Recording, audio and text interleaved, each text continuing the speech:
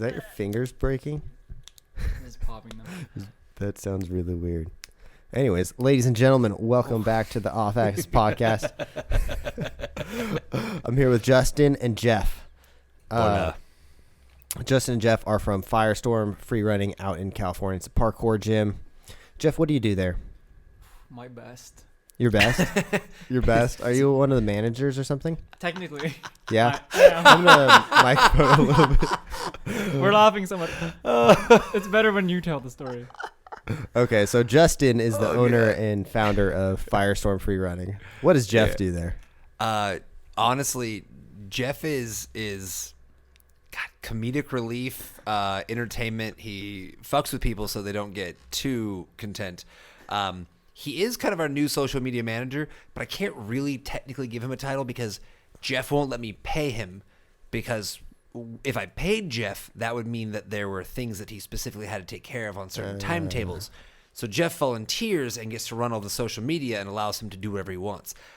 I suck at social media and don't want to be in charge of it, so I have agreed to this because, one, it's free, and number two, it means I never have to touch it. And Jeff does an awesome job with it, and he just does whatever the hell he wants, so I'm generally pretty cool with it. Wait, so you don't get paid, though? It's like Slave labor kind of thing? no. It's like a. That's what I have the children for. Well, one, I just enjoy the gym so much and just like the community aspect of it, and I love going in and being able to boss people around without having any real responsibility. Oh, yeah, that's true. So I'll just walk in with a camera and be like, "Hey, do this, and I love I learn photography and videography in gyms. Yeah. And so when I came on and I just everything clicked really easily. Yeah. And then I ended up kind of inheriting that from the previous social media manager, and so everything just clicked, and I just enjoyed it a lot. And I don't have to pay for open gyms and everything like that, so it's there nice. you go. Pull the microphone a little closer to you. Justin, how did you get into parkour originally? Oh, man. Was that like your original starting thing? I started as a gymnast when I was 6. I did that competitively until I was 12 or 13, and then I broke my spine. So I dropped out of that and decided to find something more low impact as I healed. Did cheer for a couple years. Did that on like a national scale. That was pretty fun. Went from that to high diving. End of college, I'd finished up high diving, and around that time I discovered parkour. I was just going to gymnastics open gyms to train, and there was like 4 or 5 guys, and they were vaulting over blocks and doing cool stuff. And it was all just on gymnastics equipment. And I saw it, and I was like, that's cool. And I went over, and because I had a very intense gymnastics and high diving background, like the flips and the vaults were really easy to pick up. So I picked it up really quick. And I remember talking to them, and I was like, what's this like weird thing you guys are doing? They're like, oh, it's called parkour. I thought it was just a thing these like 5 dudes did, and they had their own fun name for it. Until they're like, hey, do you want to come to a jam? We're going to hang out with other parkour people. And I was like, there's other people that do this weird stuff? Yeah. I should probably have gone on YouTube or something, and I probably would have known what it was. But instead, then I went, right? Yeah, like a normal person. Parkour. I went to this jam, and there was like 100 people doing parkour, and I was like, what is this? Got super into it over the next few years. Got to the point where I quickly became one of, in the small circle that it was back then, became like the top person, and then went to different places, learned from a bunch of people, got really into it. And since I worked at gymnastics gyms forever and had coached forever, I could see all my boys were getting really bored. Like generally in gymnastics, most of the boys aren't excited for a straight line, point, or get in a line, point your toes, straighten your legs, arms to ears. They just want to do flips and have fun. And so this was a whole new aspect I could teach them with like walls climbing and vaulting over weird stuff. So I put together a curriculum from a couple years of parkour experience, started teaching it in this gymnastics gym. It blew up really fast. And I had this idea to open a parkour gym eventually, but I knew nothing about business. How old were you when this idea came about? Started kind of like kicking the concept around when I was 20, like right when I turned 24. Okay. And then when I was 25, I was starting to get really into it. But I also had just started doing circ shows, and I had just started doing stunt work. And so I was kind of trying to figure out which direction I wanted to go. And then I had a really bad tumbling pass that snapped both ankles and severed both Achilles tendons, put me in a wheelchair for 4 months. And it took me about a year to relearn how to walk. And I was like, well, seems like circ work and stunt work is kind of out of the picture. And so that made the decision for me that I was going to open a gym. Now here we are 8.5 years later, we've had 3 different gyms. Right now, our 2 primary facilities total about 22,000 square feet. We have about 45 employees, and right now, just because of COVID and stuff, we gross about 1.2 million a year. But we should be probably by the end of 2023, we'll probably be grossing close to 3 million a year. Wow. So yeah, I never would have thought we'd make money playing Ninja. But it works really well, surprisingly. That is the best way to do it, though. You got to enjoy what you're doing. So you opened it 8.5 years ago, you said? And you had just the one facility for what, like 5 or 6 years? We had a little 6,000 square foot facility, which was our first one. We bought the only thing we could afford, or rented the only place we could afford, which was in the middle of downtown Santa Ana, which if you go to Orange County, Santa Ana is the very frowned upon area because it is shitty. Most of it is real. Some of it's nice, but most of it's real shitty. And we were directly kitty corner across the street from a methadone clinic, the only place in Orange County where you could go to get free legal heroin. Wonderful. And so we had needles everywhere, drug addicts everywhere. I've had people break in, climb. We had a roll-up door, and we would have a big net across it, and we literally would have homeless people just crawl over it in the middle of the day when we first opened and go into our bathrooms and do coke and shit. First off, how does a homeless person afford coke? I don't know. I don't know either. Is it really coke? I don't know what they were doing, but it was crazy in there. I've had people shit on our doorstep. We've had people break it. Oh my God, we had car break-ins every week. It was rough. And somehow we, in this little 6,000 square foot spot in the worst possible area, we became the highest trafficked, most number of students in a parkour program anywhere in the United States. And Wow. we're down the street from Tempest, which is the big 800-pound gorilla. Anybody who's ever heard of parkour at least knows that Tempest is the big brand. Yeah. Was Tempest first, I'm assuming? Oh yeah, Tempest came out. They actually opened the same weekend that I opened my parkour program in a gymnastics gym. Oh, So wow. It was a great opening because nobody showed up because everybody went to Tempest grand opening 30 minutes north of me. Yeah. Tempests are pretty nice, but They are nice facilities. yeah. I don't personally like the culture as much, but I think a lot of that comes from I've met the guy that is the primary owner, because Tempest went bankrupt their first year. Most people don't know, Tempest went bankrupt, pretty much went bankrupt, and was going to close down and declare bankruptcy. And there was a dad there whose kids went there, and he was an accountant, and he wanted, he liked the concept, and he put a couple $1 million into it, bought the majority share of the business, and paid to open their second gym, which was their one that was up there by Tesla and SpaceX, so crown jewel. Yeah. So he did that, and I met him training for Ninja Warrior, I think season 6 back in the day, and I had a long conversation with him, and I was really curious. I was like, "Oh, you own a parkour gym? What's your curriculum like? How do you work with your coaches?" And he goes, "I don't know any of that." And I was like, "What?" And he goes, "Look, man, skateboarding's been on the decline in the U.S. for the last 10 years." Yep. He goes, "Guess how much skateboarding made in the US just on apparel last year?" I have no idea. He goes, $6 billion. I was like, fuck. And he goes, "The way I see it is free running, which encompasses parkour, gymnastics, tricking, it really is a little bit of everything." Yeah. He goes, "This is the next 10 or 15 years is going to be how the rise of skateboarding was." He goes, "That's what free running is becoming." And he goes, "I just bought the most well-known brand in the world for free running." He goes, "I'm not worried about the classes. I'm not worried about the coaching." He's like, "I don't care about that." He goes, "I care about having the name brand and recognition. I care about having the highest level athletes, sending them to competitions. I'm building an apparel line." Mm-hmm. So that's what he wants Tempest to be. He wants it to be a huge apparel line that people buy the clothing, the shoes, the bags, the stuff based off that. So Tempest... Vans. Yeah, it's exactly how he described it. They build skate parks all over. It's not about the classes they do at the skate parks. It's about people coming and pushing the culture forward to sell the apparel and stuff. Got it. Which is understandable. He's a business person. He cares about the business aspect, and so he made the best decision monetarily. For me, my big thing is I want an awesome culture. I am really interested in, as best as I can, cultivating as many awesome human beings as possible. I like to meet awesome people, and especially kids, and try to push them towards learning that. I think it's kind of been oversaid these days, and it's made really big by the Joe Rogan experience. But the concept of you can you choose your destiny. You can become the hero of your own life story. Yeah. And so that's really what I want to do with my gyms, which is why our entire motto is become a hero, and it's all superhero based. You go into any of our gyms and there's just heroes plastered on, like comic book heroes. There's Dragon Ball Z people everywhere.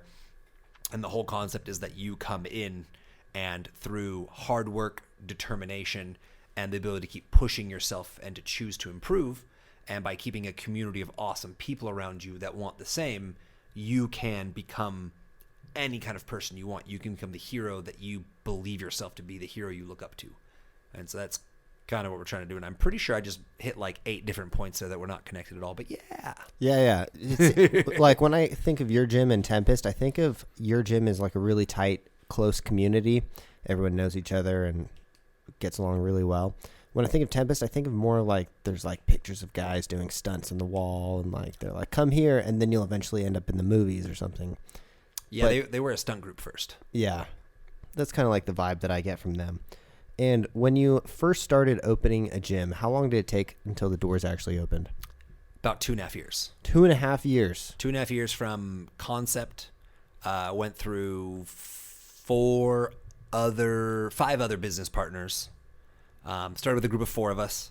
That then cut down to 2 of us because only 2 of us, we realized it was only the 2 of us that were putting money into it that actually had flip that over. There was only the 2 of us that were putting money and that were actually putting effort in and hitting all the goals that we were setting and putting in the work. And then that guy eventually wanted to bring his brother in. There was like a whole thing. You know how it kind of starts when you're doing a grassroots business and none of you have any idea what you're doing. Yeah. And so eventually he and I parted ways, and I got 2 other business partners that one that turned out to be really bad and one that to this day has been awesome. He's really hands-off, really cool, and has not only is an awesome person, like a really awesome person that cultivates awesomeness in others, my business partner Ron, but he's also got a fuck ton of money and wasn't afraid to throw some of it into the gyms. It was actually kind of funny because I spent the better part of a year trying to convince him to fund this operation because I didn't have enough money. And I was trying to convince him, look, man, I'm going to bring all these kids in. I'm going to teach them to be ninjas, and it's going to make you money. And, of course, he's, understandably kind of like, how exactly is that going to work? So it was really funny because there was 2 things he did. He wanted to make sure that I wasn't just full of talk. Yeah. So his test for me was he found out that at that time, my sorry ass, like now I love waking up early. It's like a superpower. I feel like it just makes your day a million times better to wake up early and go to sleep early. Mm-hmm. But back then, I was a go to bed at 2 or 3 in the morning, wake up at 10 or 11. So he found that I wasn't a morning person, so he set all of our meetings for 5 a.m. Wow. So every time we were going to have a business meeting and I was trying to pitch him on something, we were going over numbers, we were learning stuff. We did this for about a year. It was like a meeting every other week or so. Meeting started at 5 a.m., which meant my ass had to be up at 4:30. So he wanted to see how bad I wanted it. Yeah. Looking back on it, it was a brilliant test before he threw in it. Because he was, at that time it was what I would now consider not a huge amount of money, but back then it was $50,000, which at the time was I made $30,000 a year. It was an unbelievable amount of money to me. Yeah. So the main way I was able to convince him was, my pitch to him was, look, parkour is this thing that boys, by and large, are really, really, really into. And I've worked in gymnastics gyms my whole life. At that point, I'd worked in gymnastics gyms for 13 years. I was like, you go into any gymnastics gym, there's a million girls. Where are all the boys?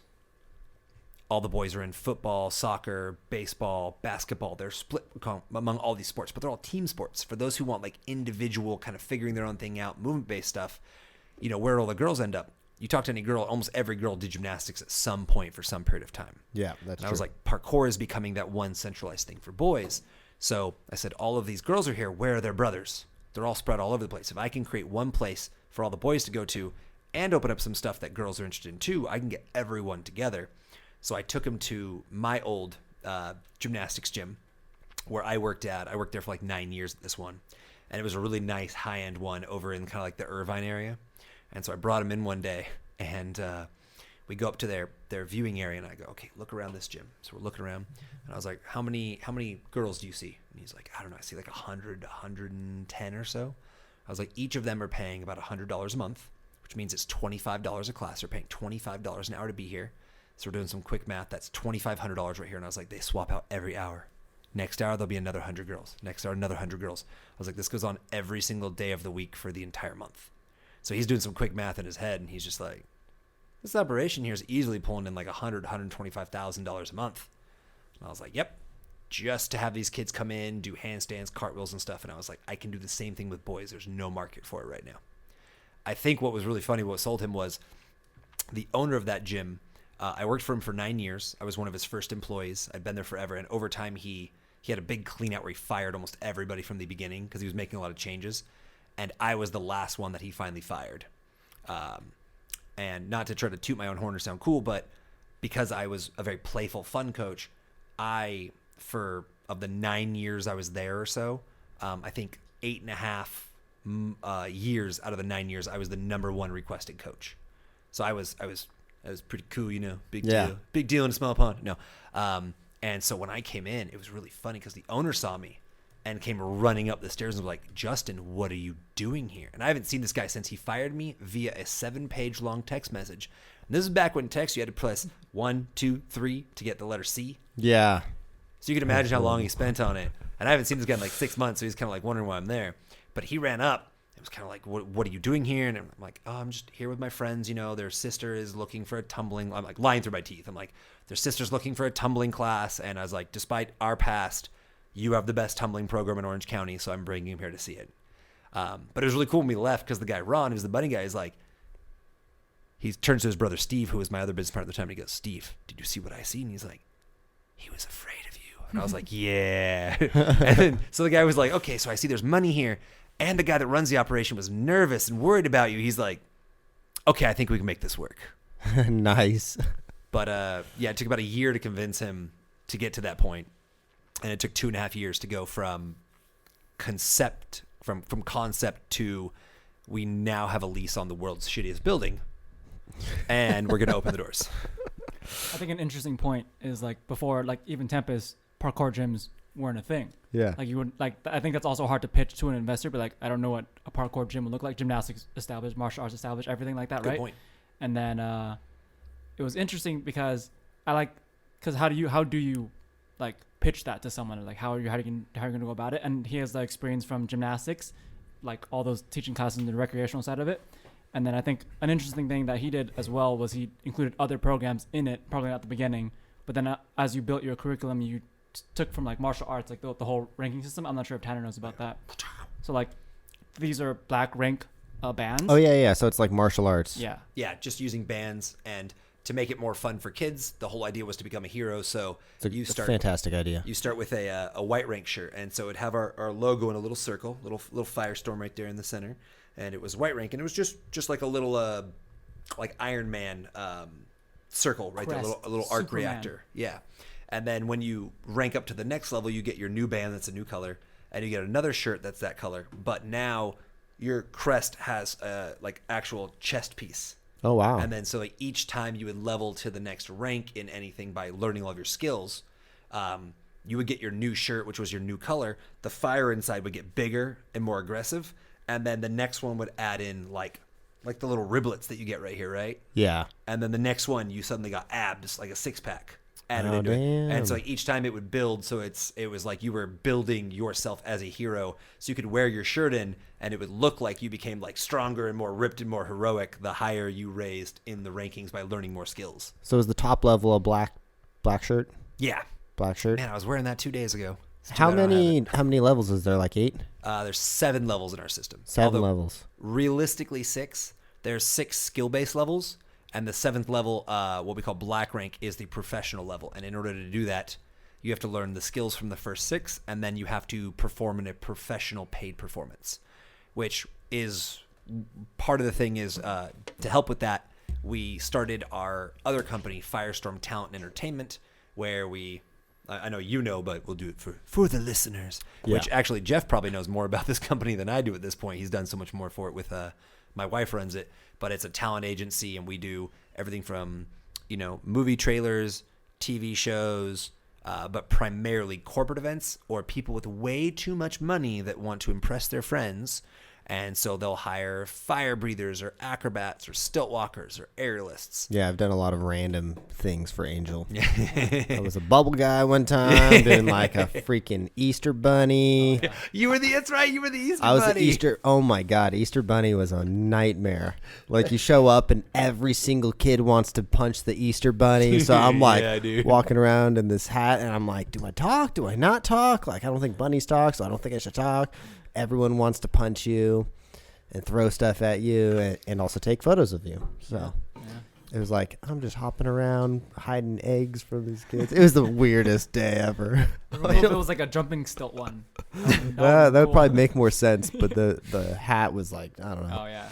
That's the problem with the kids that want to like punch you and everywhere that stuff, because their punching range is right where your crotch is because of their height level. Yep. It's like Yep, those punch little you kids right are in the dangerous. Yeah. It's a weird concept that people want a guy in an Easter bunny suit to show up to their party. Because I could have been anyone. I didn't take my hat off the entire time I was there. I could have literally been a homeless guy off the side of the street. They're like, the Easter bunny's here. And I'm just like, You're giving me ideas because I could save some cash. I'd lower the expenses. Hire a homeless guy. Here's $20 and a bottle of Jack Daniels. Now go be an Easter bunny. Yeah, dude. Well, Justin has the best revenge against children that are overly violent. Tell them how you... I'm not sure which one you're talking about. Nerf swords. The Nerf swords? How, if you want to basically beat children. Oh yeah. Oh, Okay, yeah, there you go. Yeah, so we have a crap ton of these foam padded weapons, and it is so much fun. Like one of my favorite things to do at the gym. So part of how we grow our culture is we don't just do classes every other hour. We have this thing called family open gym. And it's just open playtime for the kids to come in. Parents can come in and hang out with them, but generally parents just drop them off. Most of them take a class and then stick around for an hour of open gym where they can just run around and play. Yeah. And it's not like Circus Center where here in Vegas where they're both happening at the same time. These are specific classes all go on for an hour, and then no classes are happening. It's just open playtime for everybody for an hour. And so one of my favorite things to do is we'll bring out these foam swords. We put some goggles. Everybody has to wear goggles, protect your eyes. And then I will just challenge these tiny kids to battles to the death. And you have never felt so powerful in your life than when like 14 people are trying to attack you with swords, but they're all like 7. Yeah. So you're just so much stronger and faster. And they do these like, and you can see the arc of their swing coming. You know what's happened. Like you're like, I see you pull back and swing in slow motion. So you just block, smack one kid, you turn, you put your foot on another kid's chest and just shove them into the ground. And the ground's covered in foam, so they're not hurt. They love it. But like you just, another kid like runs at you and you just dodge to the side, pick them up, and then swing them into their friend. You just beating them. It's like when you play a video game and you haven't got to the boss yet, so you're just fighting all the minions and like 2 punches and you destroy them. Yeah. I never feel the rush of power that I do when I'm just beating up like 12 little kids. Oh, I know what you're talking about, because when I worked for Woodward, I was one of the instructors at Woodward. Okay, yeah. And we play this game called Foot Down. So there's me, like 3 other adults, and like 200 kids on scooters. So the idea is you can't push, so you kind of have to just wiggle your body around and like generate speed like that. And then everyone's in this square where you have to essentially just knock everyone down. So you can step on their brake, you can kick their handlebar, you can push them. Sounds And amazing. I'm just going like around so much bad stuff. and just kicking everyone's front wheel out, and they just fly forward. That would be a great drone shot, aerial shot. Oh, Just to man. see I would 200 win almost kids. every time, too. That's amazing. But you could throw like your jacket at someone's wheel or something, and it like wraps them up. Like it's just like what he's talking about. You're just eliminating kids like left and right. It's a really fun game. What would you say were the main complications of opening the gym? First one was definitely getting the money. Getting the money was really hard. Choosing good people. I had only what was available to me. So like the first 2 months I had all volunteers. I ran every class myself. I have Ron, who's my money guy, and then I had another guy who just was supposed to be my business partner. He only owned 4% of the company, but we treat it like it was 50-50. And he just unfortunately was very lazy. He was lazy as fuck. And so that caused a lot of problems. The other big problem was I didn't have systems in place because I had never run a business. So systems are everything. I didn't know how to price things. I mean, I could gauge it based on my experience of running a gymnastics gym or, working in gymnastics gyms, and I could base my prices off of them. But there was just so many unknowns. And as much as I tried to plan things out, like I rewrote my business plan probably more than a dozen times. And everybody wanted, when I was trying to get bank loans originally, everybody wanted projections. And it's all just bullshit. I don't know. I've never owned one. I've never done it. Like, I'm just making it up. Yeah. And so the biggest things that I've now learned is, number one, get a mentor. Because that would have been really helpful. But there was really no other parkour gyms. There was like 4 parkour gyms in the United States at that time. And then number 2 was systems. My background is engineering. That's what I got my degree in, which a lot of systems management. But at that time, since I didn't know how things were going to run, I didn't know what my systems were. So the first 3 to 4 years was just constant evolution of every system of how the business ran. And then at the end, one of the biggest complications was the management structure. Who exactly is in charge of what? What exactly are their duties and responsibilities? Exactly what power do they have? Do they not have? The good news is now that I've got 2 pretty good managers. So for the first time in like 8 years, I can dip out. You're on tape. You have to say they're the best managers. You can't just say pretty good. They are pretty good. They can both be better. I can be better. We can all be better. But compared to the managers I've had before, they're doing a great job. I like them a lot. That's better. Thank you. You can't Sorry. just go low and be like, they're pretty good. No, be like, no. They're You the got a best Donald Trump. managers. We have the best managers Exactly. ever. Gotta represent. Alyssa is amazing with the systems. Her entire team respects and fears her, which is hilarious. She has 35-year-old men that are terrified of her, and she's a 21-year-old 5'0" girl. But she does a fantastic job. Summer absolutely loves and treats her entire staff like their family, which sometimes is really good and sometimes is really bad. But all in all, she makes them feel like they are listened to and validated and cared.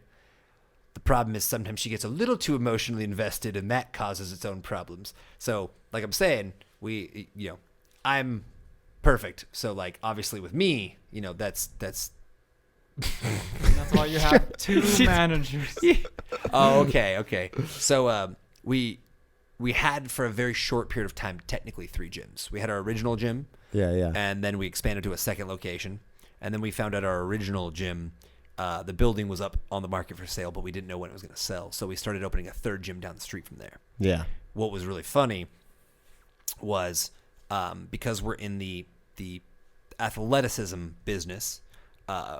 Really, I like to think we're in the making awesome people business, but some people are great athletes. Some people are very smart. Some people are very dumb. Yep. We had some really great coaches that were fantastic people. Kids loved them. They did a great job with the kids. They were great athletes, and they were dumbass stoners. And I was a stoner for a long time, but like really dumb. And so when our original gym sold, I had to get our entire team together and pull them all together, at this big meeting. Go, hey guys, I have some bad news. I have some good news. The good news is we're opening this new location. The bad news is we've just been served our 30 days notice, and we're going to be out of here at the end of the month. Ooh. And so I go, okay, here's the deal. This person right here, person A, is going to go to this gym and is going to be the general manager of that gym. Alyssa, who was our assistant manager at our original location, we're like, she's going to move to the new ultra location. She's going to be our new GM. Everybody claps. And as a joke, we had just told them that this original facility, what we called Prime is closing. And then as the last thing I said as a joke, I said, and Jeff here is being promoted to become the general manager of our Prime Santa Ana location. And of course, everyone's, ha, ha, ha.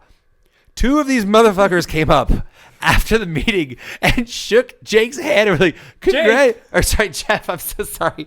And shook Jeff's hand and they're like, congratulations on becoming the new manager. We're like, Several of the students as well. It was pretty funny. I was just like, the students, they're kids. Okay, they were confused. I get it. But the other 2, it was just that they were just dumb stoners. It was just, it was great. It was really funny. It was really funny and also a little saddening for humanity. So technically, I'm a manager. Yes, So technically. that's like the running joke that I'm a manager of a gym that doesn't exist anymore. Oh, Yeah. nice. That's how he became. Yeah. So you're my 3rd. Sorry. So also Jeff is a great general manager. Yeah. So you accomplished all those hurdles, and then 2020 threw some new hurdles at you. What would you say are the new hurdles that are like probably bigger hurdles than you thought they would be? I can feel one of my eyeballs rolling back into my head. So I'm gonna apologize because I know that I will rant, like I will go on forever and jump all over the place. So feel free to interrupt me whenever you want. Okay. 2020 was rough because I was dumb, and I believed when they said 2 weeks, and then they I think said everyone believed that. no. Angel from the start said this is gonna be 6 months. You got to figure shit out, and I was like, no, it's gonna be 2 weeks. I'm taking a 2-week vacation. It's totally cool. All my people are good. I paid them all for a week. They're taking the other week off. We're going to be fine. And she was like, no, it's going to be like 6 months to 18 months. She has rubbed this in my face so many times. She's perspicacious, that one. She's spunky. She's a spunky lady. So the biggest problem we had was that we only had at that time, we had our original location, which was running well and making a lot of money. So it was good. We had saved all that money to put a down payment on a building for our second location. Which was, 3 times the size of our first location. So we put a lot of money into it. It's like the crown jewel gym of Firestorm. That's Moreno or the other one? Moreno, yeah. We call it our Galaxy gym. Each of them has a theme. So that one's Galaxy. The other new one is Ultra. The original one is Prime. There'll be a quiz later. So we had just done that. And right before 2020 hit, right at the end of 2019, we found out that the building was going to be sold for original location. So we were looking locally for another spot to try to open up. So when shit hit the fan and the building was sold, we could sideways transfer over and keep as many of our people as possible. The problem is right now, we have one gym that's running. We have a second gym that we just finished building out. We're like $1.1 million in debt for the loan to build for this building. And we've put all of our capital into it. And we just had to grab a third spot and start building that one out. Then 2020 hits, everything shuts down. We now have a lease for a 6,000 square foot warehouse, an 8,000 square foot warehouse, and a mortgage on a 14,000 square foot warehouse that all have to be paid. We're not getting any rent or mortgage abatement, so we're not getting any pause on any of it. So between, let's see, it's about 7,000. That was 6, and that one's 10. So about $23,000 a month. We got between all of them. Between all of them. And that's not including, like we didn't get any money back from our insurance. We still had to pay the insurance on all the areas. There was a lot of stuff. So on average, I'd say we're bleeding out $25,000 to $28,000 a month. And that went on for 7 months with almost no income. So we had to find all these different ways to pull in money. I was hitting up the PPP loans as much as I could. Yeah. Every type of thing we could. We did all kinds of sales stuff. We pitched to all of our families. We're like, hey, you guys have been here for, we've been here for 7 years. You know us. You love us. You think we're good for your kid. If you still want us to be here for your child and your child's education and, good place, good community for them. GoFundMe. We need you. Yeah. We need you to keep paying your tuition. Now, the great thing was, more than 300 people out of our roughly 800 members kept paying their tuition. The downside was, when we finally opened up 7 months later, guess who came back? Those 300 members. Awesome, right? Yeah, except now we're still paying rent, we're still paying the mortgages, we're doing all that stuff, and I have to pay the staff again to run all the classes for those 300 members. But guess who's not paying anymore? Those 300 members, because they paid for 7 months of COVID. They've all got 7 months of free classes. Whoa. So now I've got a whole new problem. So then I started doing things like, unlimited lifetime membership, $5,000. Now, for anybody who's paying attention, an unlimited lifetime membership, if you just came to half the camps we offered and took unlimited classes every month, within a year you would have made your money back. Yeah. I had one dad who was pretty wealthy. He signed up. He bought it for all 4 of his kids. He was like, I'm going to make my money back in a year from what I already spent at your place. Yeah. So he was a genius, but we sold like 10 or 12 of those, did a bunch of other stuff. We did a bunch of GoFundMes, and we came as close to bankruptcy twice. Yeah. And then luckily we're at a place now where one gym is making decent money. The big Galaxy gym just broke even. Our newest gym, the Ultra gym, is luckily pulling in some good cash, which is good because now we're finally at a place where we've paid off all of our loans, paid down all of our debts, finished all of our permits, shit, man, I probably shouldn't say this on here, but I'm going to anyways because it's hilarious. We operated for 4 months at our newest location without any permits or any city business license or anything because it was either that or go bankrupt. Yeah, We didn't have a chance. It was open or go bankrupt, and we chose to open and just say, fuck it. The city didn't want to help us. They just let us sit here for like a year. Yeah. They took 2 years to finish our permits because our permits got interrupted by COVID, and they just shut down the city. They just stopped doing stuff for like almost a year. It was crazy. Yeah, we were forced to like everyone else because we shut down both times because it was the initial lockdown. Yeah, yeah. And then it would reopen and everyone adjusted with like the personal protection stuff and like all the screens or whatever and all the hand sanitizer. And then they closed again, and then we closed again. And so our gym was great because we clean everything. We followed all the steps. We did everything correct as much as humanly possible. And then they closed everyone down again. And at that point, I think everyone else was like, no, we adjusted to what we, to the best of our ability. So everyone stayed open for the second lockdown, but we closed again. I was so pissed when I talked to all these other gyms, and they're like, no, we didn't close down the second time. I was like, we closed back down for 3 more months. What the fuck? It was me. I was the one that told them. I was like, oh, we should reopen because yeah. And at one point, wasn't there a little kid that threw a birthday party or something? Oh my God. Because I heard this story, and Oh this my one's got to go on the God. podcast. Okay.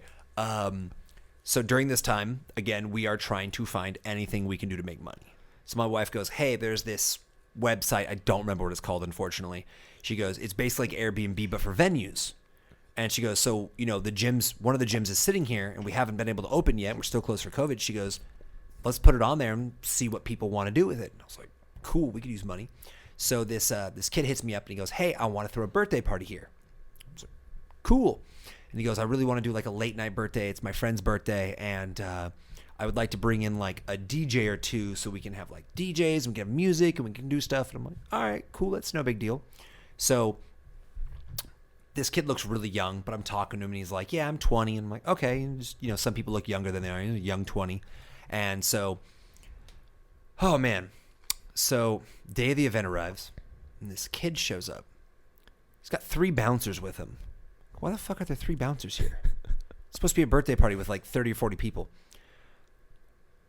All these high school kids start showing up and they're lining up outside. And I'm having them all fill out waiver forms. We're doing the thing, and they get inside. And he starts setting up inside, and they have like 4 turntables they set up on top of our tramp walls and our areas. And I'm just like, this is okay. This is a bit much, but happy birthday, I guess. This is really weird that this dude has bouncers or whatever. They start coming in, and there's more and more of them, and I start talking to some of them, and I go outside, and some of these kids are waiting in line outside of our gym. And again, we don't have our permits yet. We don't have a business license yet. We're not supposed to be open. Nothing legal is taking place here. Yeah. And I'm like, what is going on? What I eventually find out as the night continues to get more and more crazy, and as I watch the bouncers like pat somebody down and like take fucking like a fucking like pick stabber thing off like one kid, and I'm like, what? And I find all these beer bottles outside. All these kids are like hanging out along the outside of our gym like drinking and shit. This kid finally came clean to me later, and I'm like, what the fuck is going on, dude? And he goes, okay, I'm 15. And I was like, what? I was like, what? You're 15? What the fuck, man? He goes, yeah, I work with this 21-year-old guy who's an up-and-coming rapper, and almost every weekend somewhere in Orange County or LA, we rent out a venue, and he goes, we host these underground like parties, like these DJ rave party things. He goes, I put it all out throughout all the high schools, and I get all the high schoolers there, and they show up from like 8 a.m. or 8 p.m. to like midnight. He goes, and then he's like 21, so he gets all like the 21 to 30-year-old crowd that show up because he's a well-known like local underground rapper, and so he gets all them to show up between like 11 a.m. or 11 p.m. and like 2 a.m. He goes, so we kind of double dip there, and then we split the proceeds. And I was like, how much do you usually make off this? And he goes, my cut's usually about $5,000 or $6,000 a night. It's like, you're 15 and you're pulling in 5 to 6 G's a night, and you do this every week? And he goes, yeah. And I was like, okay, so number one, fuck you for lying to me and putting me in this position. And number two, I'm genuinely very impressed. The problem was they were so loud. I had to keep going to the DJs and be like, you got to turn it down. There is a neighborhood right behind our warehouse. Like, we are the last warehouse, and then it becomes the whole neighborhood thing. Well, a bunch of these neighbors were not very happy. They called the cops. Cops showed up. Cops roll up outside of my warehouse, and I'm like, fuck, I don't have a business license. I don't have my permits done with the city yet, who's now probably going to stop them. We're not even supposed to fucking be here. It's a warehouse district. It's like midnight, 12:30 at this point. Music is rocking out of here. The cops have rolled up, and I'm just sitting there going, I am fucked. I am fucked. I am fucked. So I'm like, okay, I got to go talk to these cops. I start to walk outside, and one of the bouncers, this like, I don't know, like 6'6", big, portly black dude's like, yo, bro, I got this. I was like, okay, I certainly hope so. And he walks out and he goes over and he talks to the cops and he walks back a minute later. He's like, it's all good. I got it. And I was like, what did you say? And he goes, I told him it was a homecoming dance for the local high school and that we would turn down the music and start sending all the kids home. And I was like, they believed you? And he's like, I wasn't going to tell him it was an underground fucking underage rap party with all the kids drinking and shit. And I was like, oh my God. So, I went up and I was like, all right, guys, look, you're only paying me like $1,000. This is not worth it at all. This is not what we agreed to. Like, you guys got to go.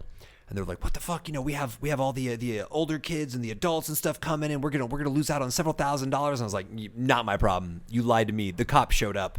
You're not worth my biz. Like getting shut out by the thing.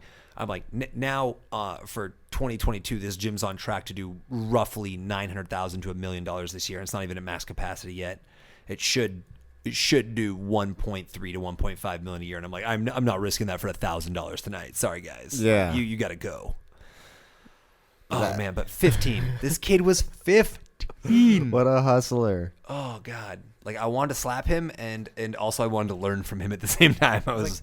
The Wolf of Wall Street, like, prove to me you make this much for now. I'll quit my job right now. It's like Gary Vee at fucking 15 years old. That's hilarious. Gary Vee would have convinced me to keep it going. He'd be like, here's another $1,000. You're not closing tonight. You can get another $1,000 out of them. I feel like a lot of those initial problems were mostly because of the lockdowns and all the COVID stuff. But the current, we still have problems. A lot of problems, but more of the ones that are springing up now are like the interpersonal problems. And so those are interesting too. Because before I was like, everyone's on the same page, like we're all struggling together. But now things are kind of slightly being smoother. So now there's like more just like. As my wife would say, it's because in America we have it too easy. Yeah. And so like it's really hard to starve to death. It's really hard to die. There's so many government programs.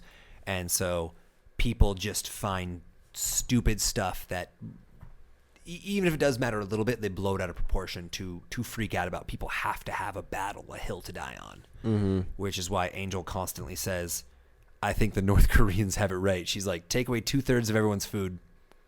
She's like, I guarantee they won't care any more about all this social justice, social warrior, crazy woke stuff. She's like, they're just going to care about eating.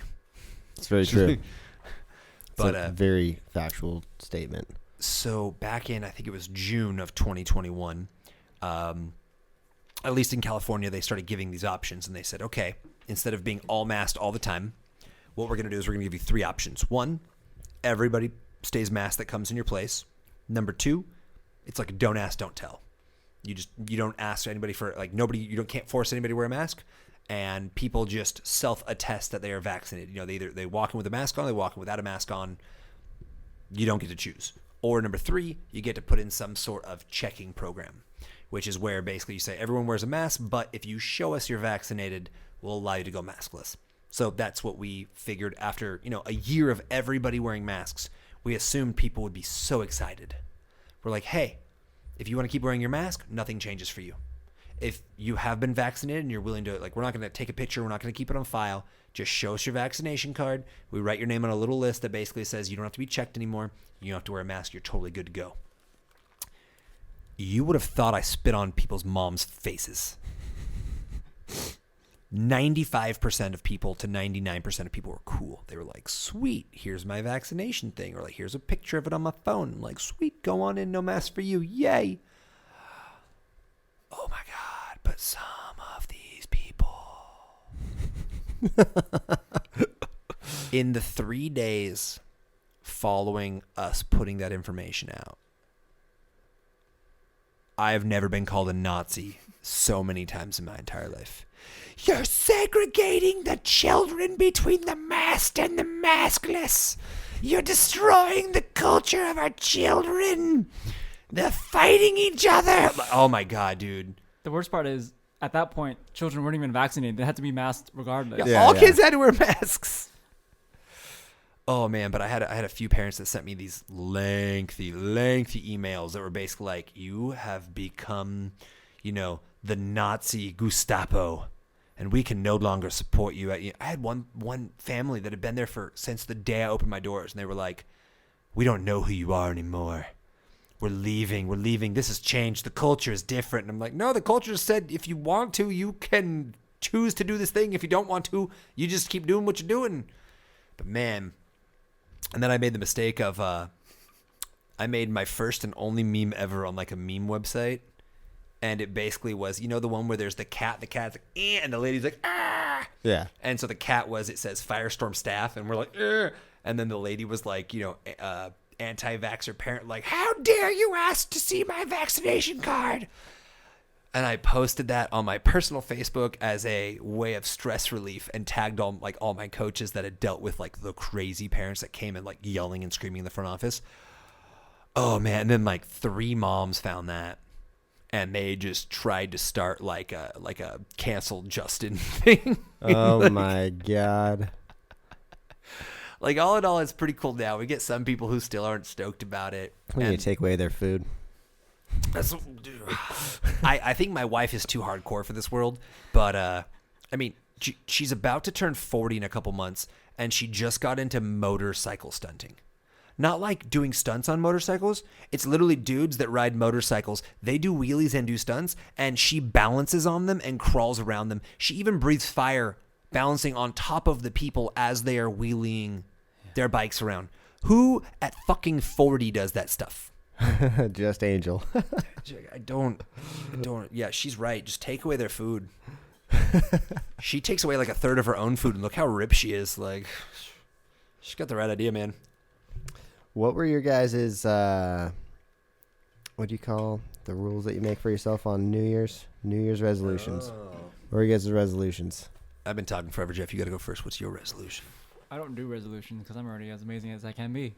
That's fair. Problem solved. Jeff is a very intriguing character. I think Jeff's resolution didn't really start so much at the start of this year as it did 4 months ago. His resolution was to experience life. Experience all the things that he had never done before. Yeah, I never drank before or even like smoked weed or anything like that. And now I'm just like, I should experiment. It's all legal now, right? So I'm just like, I'll just go out there and try things. Yeah. So you just started drinking? Yeah. And now both of you tell me you guys both stopped. And I'm like, that's our New Year's resolution. And I was like, what? Drinking. That's why we're drinking these he's like, we're going to Vegas. What do you mean you're done drinking? The one place I can drink in public on the street. Yeah. No one's stopping you. I'll watch you. Yeah, dude. I'll watch you get got drunk. 2 designated drivers. You can get plastered. I discovered the cheat code to drinking.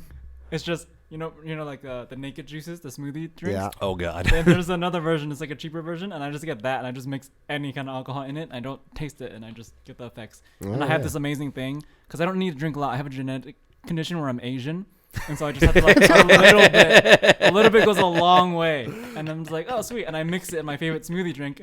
And so Justin, every time he sees me pull it out, he's like, oh. That kind of night. I'm like, Someone's getting litty. Yeah, whenever he pulls out a smoothie, I know what's happening here. Yeah. Nice. That's a good idea. I discovered actually the secret with drinking like a decade ago here in Vegas. Actually, I learned that if you went down to the Strip and you went to this place called like the Rock Cafe or Hard Cafe, it wasn't Hard Rock, but it was something like that. It was like a knockoff thing like that, and they had a smoothie thing out front. Not the Rock Hard. Oh yeah, I know what it is. Yeah, and they would sell you this hollow plastic guitar. Yep. That held 80 ounces of alcoholic smoothie. And then in your hotel room, what you would do is you would forego normal showering. And trust me, we're going somewhere with this, right? You would have instead the bathtub, and you would go to the ice machine several times. You would take your suitcase to the ice machine. You would fill up your suitcase with ice, and you'd come back and you'd fill up the bathtub. And then every day you'd walk around with your guitar, and you'd drink as much as you could. You can't drink 80 ounces of alcohol. Then you would go back each day, and you would put your guitar into your ice bathtub. And that is how I made one drink last 5 days in Vegas in my early 20s. That sounds amazing. Innovating. Entrepreneur. They have a thing in Vegas where it's like if you're super drunk and you don't want to have the hangover, I think you go to some The place. IVs. The IVs, and then like they Yeah, like yeah, hydrate the you, and IVs. they do all the stuff. And I heard about that. I was like, One of Angel's best friends is a doctor, and so he gets them from his clinic whenever he comes to Vegas with his friends, and he hooks up IVs for all of them. When they come back from drinking that night, he just plugs them all into IVs, and they're all ready to go the next morning. No amazing. problems. Wow. I want to get on that level. And I mean, I feel like that's like a great Burning Man thing. You should just bring freaking guitars to Burning Man. I brought something very interesting to Burning Man this last year. It was actually Jeff's very first time this last year going to Burning Man. It was, I think, my 7th, but Jeff went. What was really interesting, though, is they haven't had Burning Man for 2 years. It still happens. Wasn't it like a fake one? Yeah, they call it not Burning Man Okay. or unburning Man. Whereas Burning Man's usually about 100,000 people, and it's it's like a $550 ticket. It costs like at least $1,000 to go to Burning Man. Yeah. It's worth it though. People, hello, you there in the universe. Fucking go to Burning Man. Holy shit. Haven't been yet. Your brain will break. You'll be like, why are we living like this when we could be living like that? But the not Burning Man, they don't put together a city. Nothing is happening because there's not even legal permits to be there. But this last year, still like 10 to 12,000 people showed up. Normally when you get there, you have to park your vehicle. You have to get a parking pass. You park your vehicle. And then to get around, you bike everywhere. Or there's these things called mutant vehicles, which are like crazy vehicles you have to get permits for, and you can drive them around like 5 miles an hour. This year, Burning Man didn't happen. So there were no rules, even less than there normally are, which meant you could be lazy as fuck because it's 8 square miles. The first day we biked everywhere. My taint hurt. My taint ached from biking, around 8 square miles trying to see stuff. So the next day we were like, wait, there's no rules. There's nobody here making sure you're not driving your vehicle. Let's just drive our vehicle.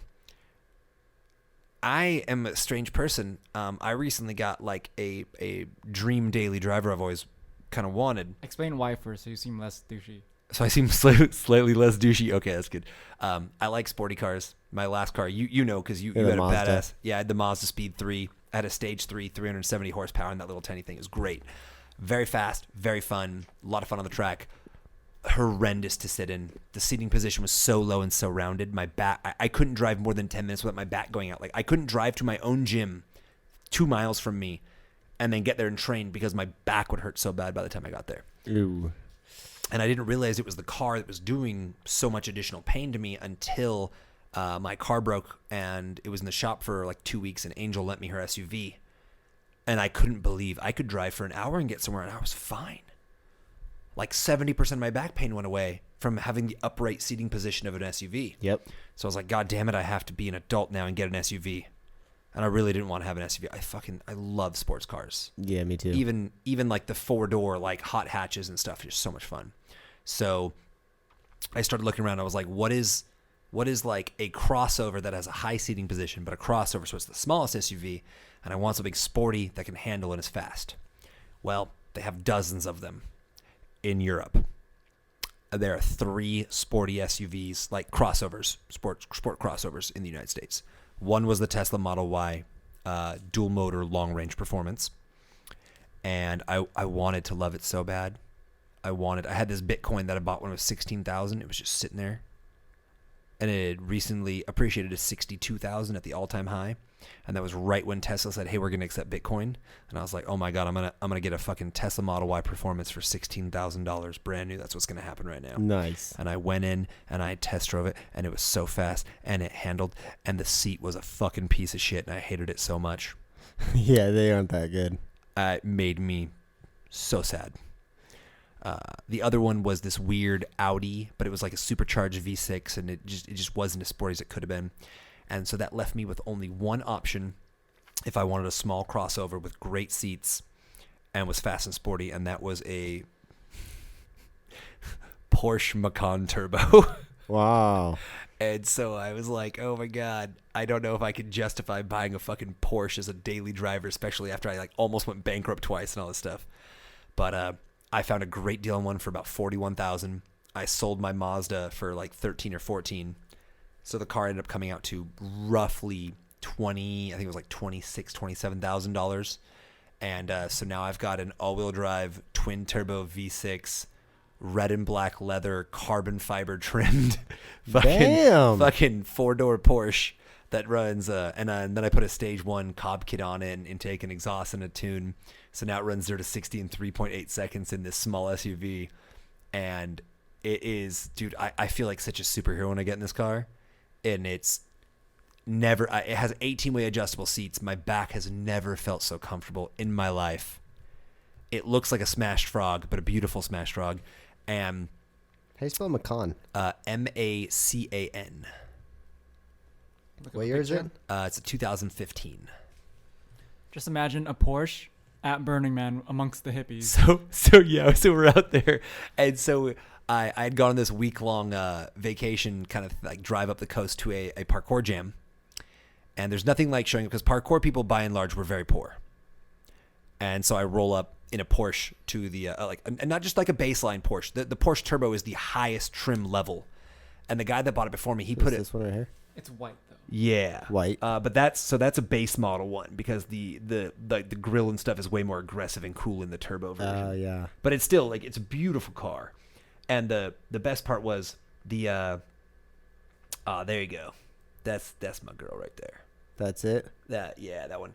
And the guy that owned it before me, he put all the things in it. So it's like red and black leather. It's got carbon fiber all over it. It's got a pneumatic air ride suspension, so it can go up to 5 inches up or down.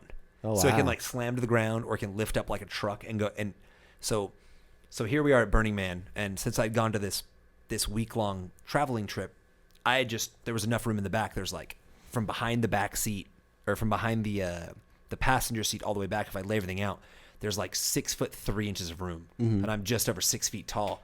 So I put out a little bed thing back there, and I basically slept. So I was doing the living out of your car, like car camping, but out of a Porsche. Oh, nice. For like a week, and then I traveled to Burning Man to meet him and Angel, and so we just decided to cruise around Burning Man. So we're with all the hippies and stuff, and we're just in this blinged out carbon fiber fucking 20 like 1-inch wheeled fucking Porsche Turbo. Damn. Just driving around Burning Man, and we're just going out to the middle, and we put it in off-road mode. And my wife, being the insane person she is, goes, I want to climb on the roof, on the sunroof, and I want you to drift. And I was like, what? Because I had just taken she had just, as a gift, gotten me drifting lessons in my Camaro with a Formula, a D1, the Formula Drift. Yeah. Guy that manages it, because he used to be a parkour guy and was like an old friend from back in the day. So she talked to him and got me drifting lessons. I learned how to drift. So she's like, you're going to take me out in the desert. I'm going to climb on the roof and you're going to drift. And I was like, you're going to fucking die. And she's like, don't, you pussy, drift me. So she climbed, 40-year-old woman climbs on top, hunkers down. And so we're just at fucking Burning Man with all the hippies in our fucking blinged out Porsche, drifting through the desert and stuff. That is incredible. You should come to Burning Man with us next time. Dude, I really want to go. I've just been performing in, like, when it happens every year. Like, what month does it happen? Like August? Very last week of August usually. It might be open this year, Or actually. maybe first week of September. They moved it so that way it usually starts the first week of college, because they wanted less college kids to come. Because it is a party, but it's also like, it's an adventure. Every year people die. People fucking die every year. Like, you don't go to Burning Man like, oh, I'm gonna go party. No, you go to Burning Man for the adventure of your fucking life. It's been a little more chill. Like when you went, that was a very chill year. It usually gets way more intense. I was like, wow, people die. People die every year. Wow. It's crazy. Burning Man is like, when you get there, you have to bring all your own water, all your own food. Nothing is supplied for you. Yeah. It is the only, for the week that it exists. I mean, really, it's over like 3 weeks, because they spent a week to build it. It exists for a week and then a week to tear it down. But it has the only 1 week long airport, post office, hospital, and I think 1 or 2 other things that exist, but only for that week. A freaking hospital? 100,000 Yeah, people. necessary. Oh, very necessary. Very necessary. So hot and yeah. Yeah, it drops down into the 30s at night. It's like 110 during the day. There are windstorms almost every day. We got really lucky this last year. It was beautiful weather. The second year I went, No it was windstorms? horrible. The dust storms instead. Yeah. They're called whiteouts, and the dust is so intense that literally you hold your hand in front of your face, you can't see your hand. So you just have to mask up and curl into a little ball and pull your stuff over you, because you'll fucking die. You can't breathe in that amount of dust. You'll fucking die. Sounds miserable. There are times that it is, but that's why it's a fucking adventure. But then you go trolling through the middle of the night and you find a fucking 3-story yacht with wheels built onto it that some multimillionaire brought out, and he's literally just trolling his yacht through the middle of the desert. That's dope. And then you can normally jump on it, and it's just like we were on like a pirate ship at one point, and like a bunch of different stuff. Like people retrofit. Oh, do you remember when we came across the Star Wars? Like, you know how the Millennium Falcon in the Star Wars movies, it has the turret. Yeah. Someone had built like a miniature, or like, this crazy engineer. Yeah, he built a replica of that fully moved and lit up and made sounds, and you could hop inside of it and it played Star Wars music, and you. Yeah, it was all like pneumatic, right? Yeah, the whole thing was a pneumatic suspension system. It was really cool. Damn, that sounds pretty dope. Oh yeah, it is. I once fought a nun at Burning Man. She peed on me with her golden dick. All of this is a true story. So it's a guy. No. What? Okay. This is the problem. This is like the great thing about Burning Man and the bad thing about Burning. Like, I could just sit here and tell Burning Man stories for like 8 hours straight, which is not helpful. But I will give you my favorite Burning Man story. All right, favorite one. I love foam swords. I love fighting people. Angel knows this about me, so she bought me a Roman gladiator outfit. So we go out to Burning Man. We are in this main intersection where there's just dozens, if not hundreds, of people coming by every minute. So she convinces me to take like a dozen foam swords with us out to Burning Man. And I made this big sign, this A-frame sign, and it says, "Who will dare to do battle with me?" And so what I would do is I'd go out, I'd set down my sign in the middle of the road. And I've done a few versions of this, but this year what I did was I came out and I'm in my Roman gladiator outfit and I'm swigging from a bottle of rum and I've got a megaphone and I'm yelling at people trying to get them to come fight me. And so after a while, I will kneel and I'll hold a foam sword up above my head and I will wait for somebody to come and take it from me. And when they would take it from me, I'd step back, reach down. I'm in a full Roman gladiator outfit, pull out my foam sword and I'll, and scream. What these people didn't know was that Angel had gone and found about a dozen volunteers and hooked them all up with foam swords.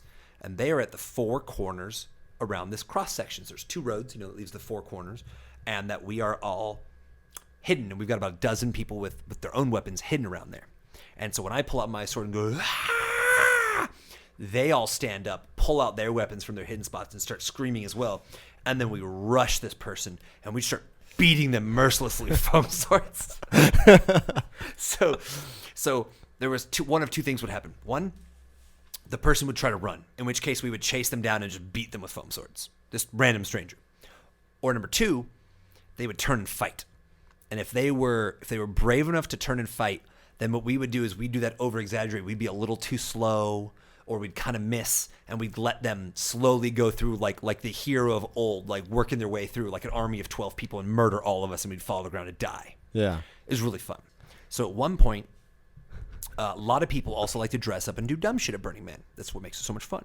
So we're resetting again. They're all hiding. I'm holding my sword up. I'm kneeling down with my head down, holding the sword. And as I'm waiting for somebody to take it, from like 20, 30 feet away in my peripherals, I see a nun. And this nun is holding a sign that, like a picket sign, basically.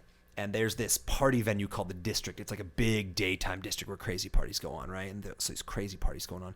And she is out there picketing against the District. And she's screaming and yelling. And then she sees me. And I can't look at her because I'm not trying to break character, right? So I got my head down. I'm looking at the ground. But I can see her in my peripherals. And I see her see me.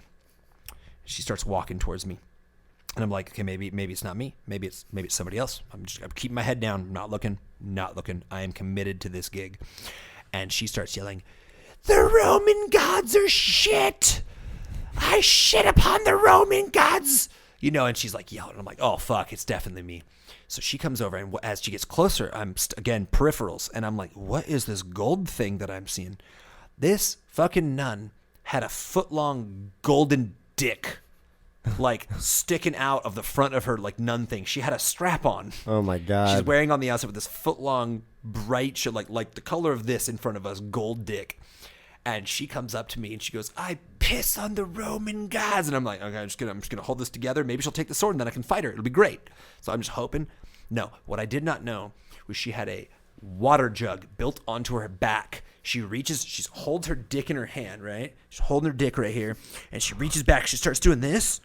Didn't know there was Like a water back. pumping it? She's pumping it, and she just starts pissing all over my head and face. Oh and I'm like, my what? God. So I'm kind of like frozen for a second. I'm like, what do I do? Angel, fucking champion that my wife is, she goes, 2 arms! And she hops up and screams and she pulls out her foam sword. The other dozen people jump up and they rush this nun, right? And they start, like, they're ready to go now. They're taking swings at this nun, and this nun is jumping all around, and she's pumping furiously while wiggling her dick at Oh my everybody God. and spurting water, and everyone's trying to, like, jump back so they don't get peed on by the nun, but still trying to hit this nun.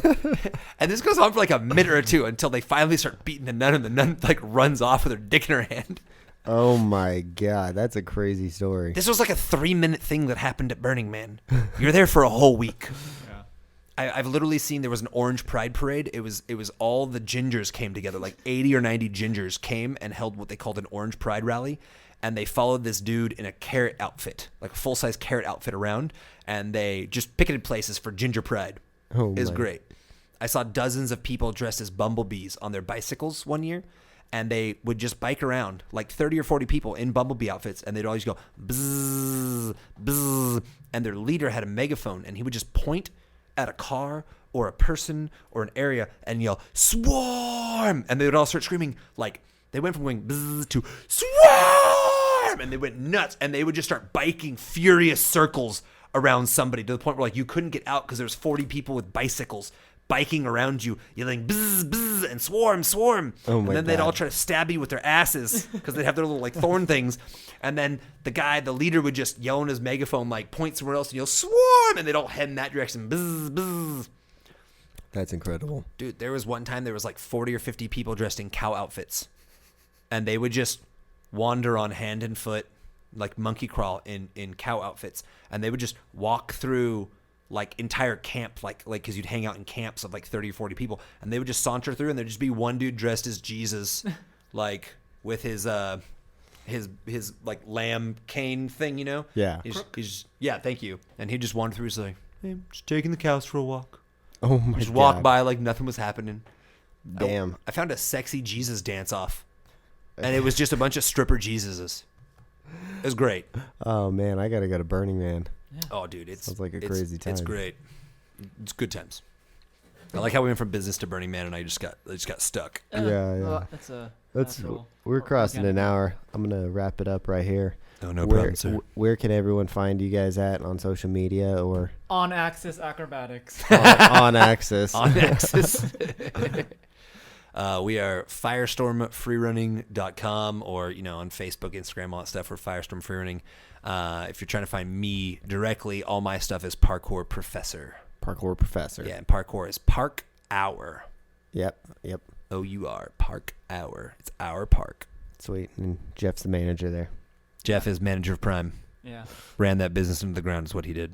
Beautiful. Sweet. All right. Thank you guys It's for too beautiful. listening. Too beautiful to live. Everyone have a safe day. Peace. Don't have it safe. Have it awesome.